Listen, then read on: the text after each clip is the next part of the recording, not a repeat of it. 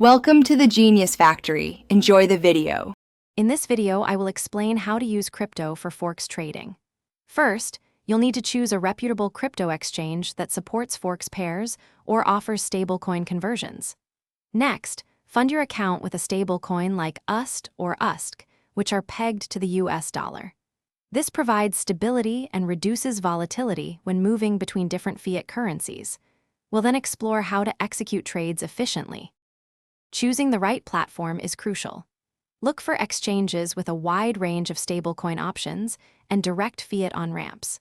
Funding your account with stablecoins minimizes price fluctuations often seen with volatile cryptocurrencies. For example, converting $1,000 into USD ensures your capital remains stable while you prepare for your Forex trades. Always prioritize platforms with strong security protocols and clear fee structures.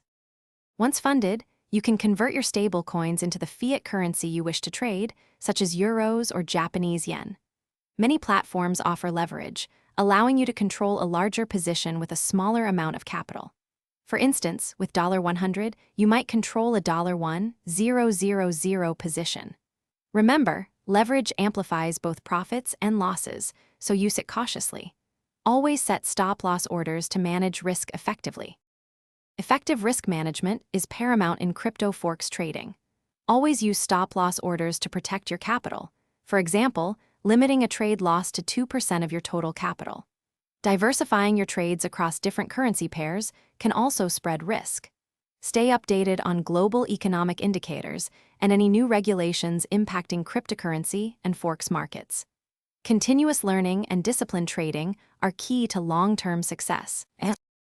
Thanks for watching. If you found this helpful, don't forget to like and subscribe.